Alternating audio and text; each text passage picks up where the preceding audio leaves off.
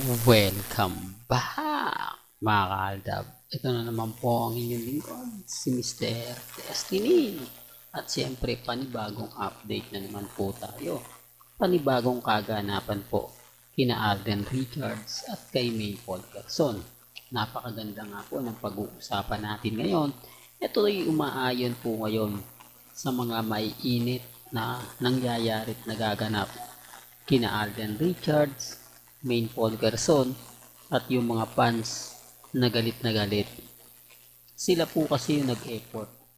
Sila po kasi yung kumbaga gumawa talaga ng rason, dahilan para tangkilikin lang po sa sinihan, para lang po masabi na talagang sila yung tipo na mga kaaldab na talagang bumuhay. Ang ibig kong sabihin o ang pinupunto natin, mga kaaldab, yung talagang mapapaisip ka, talagang masasabi mo na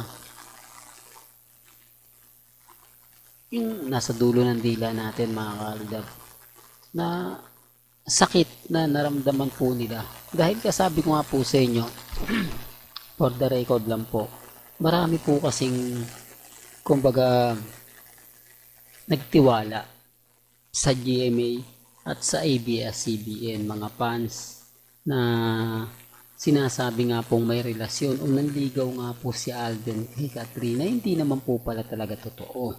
At sinasabi nga po ng mga ilang fans na ginamit lang daw sila.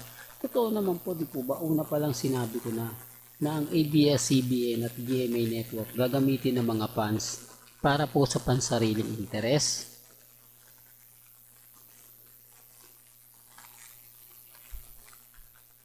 Gaya nga po ng ang laki po kasi ng budget, di po ba?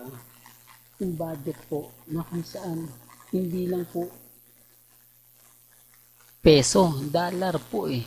Paano may ibabalik yon? Paano nila makikita ng malaki kung yung bawat galaw po nila dollar po katumbas? Hindi po ba? Kaya nga, pero kaya na sinabi ko, mga kaaldab, binigyan ko na po sila ng babala. Simula pa lang, umpisa pa lang. Pero hindi sila nakinig.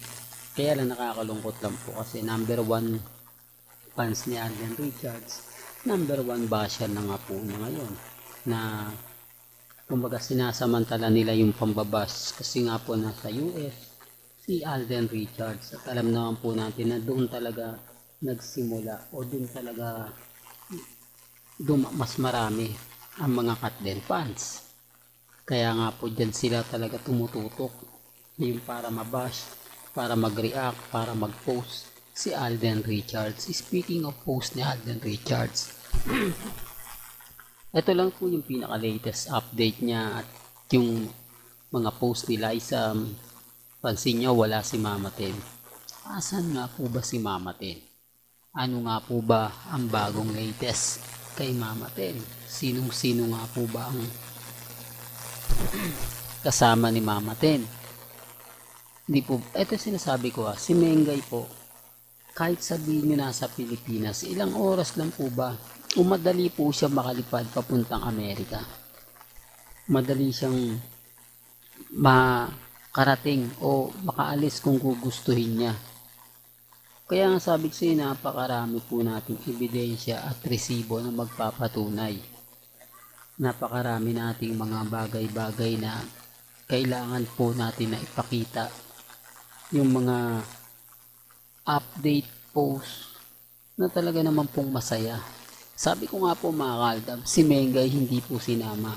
Ako po yung unang naka-discover o tayo po yung unang kumbaga nakatuklas. Pero anong nangyari? Hindi po ba? Anong nangyari na hindi nila in-update, hindi nila sinabi, hindi man lang nila ginawa ng ganito, hindi man lang nila binigyan ng pagkakataon yung iba? Kasi nga po wala sa video. Paano mo ipapakita na aalis ang pamilya na hindi kasama si Mengay? No. Siyempre yung iba magtataka, bakit wala nga naman si May? Ano nga po ba rason? Bakit hindi sumama si May? Doon pa lang may mali.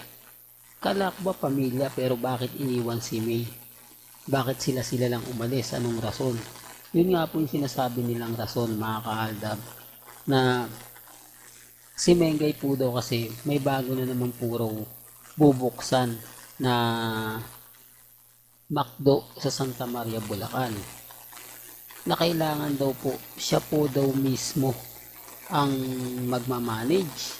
Siya po daw po mismo ang kailangan na yung tipong naandon.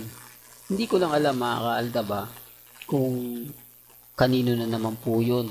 Kasi alam ko naman po, nagagamitin lang po nila yun para lang po makaiwas sa mga issue. At sinasabi nilang bagong bukas lang kasi yung Mateo Restaurant.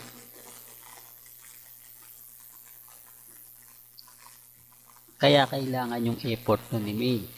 Kailangan laging nandun si Main. Kailangan laging updated si Main.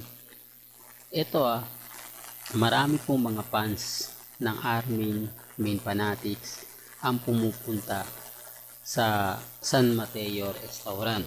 Ito nga po yung sinasabi ko sa inyo na kumbaga nagkukwento po sa kanilang social media account na hindi kami pumunta kami ng araw ng linggo, hindi namin nakita.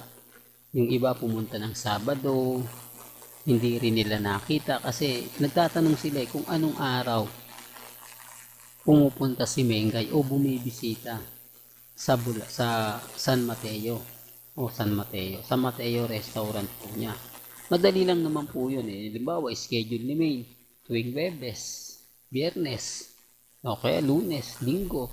Malalaman, pero hindi po niya binibigay Wala pong update, walang ganap, hindi po ba? Siyempre, maganda rin po na alam mo. Hindi naman nila pwede sabihin, tinatago ng pamilya, gusto nila walang nakakaalam. Common sense na lang po yun. Po ba?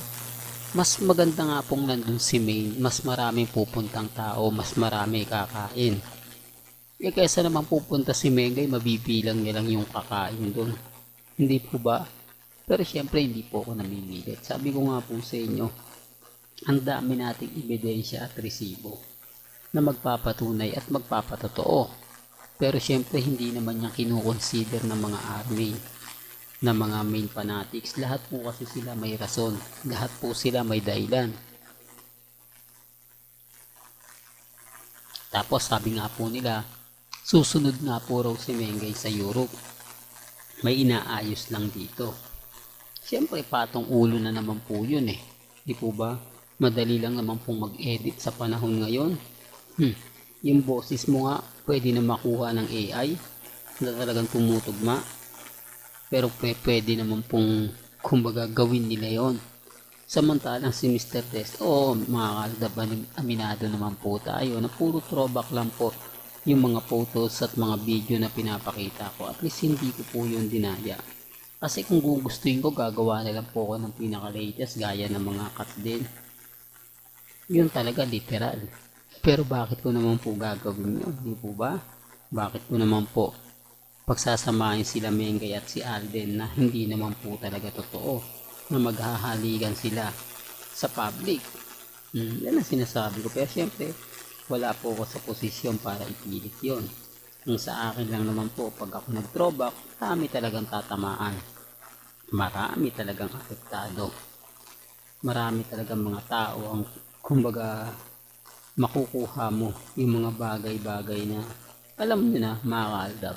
Well, hanggang dito na lang po ang ating latest updates. Kaya kung gusto nyo pa po ng pinaka-latest at sariwang update, abay tumutok lang po kayo dito po sa channel ni Mr. Destiny para updated po kayo sa mga bago at sa mga latest na i-upload po natin maya-maya lang.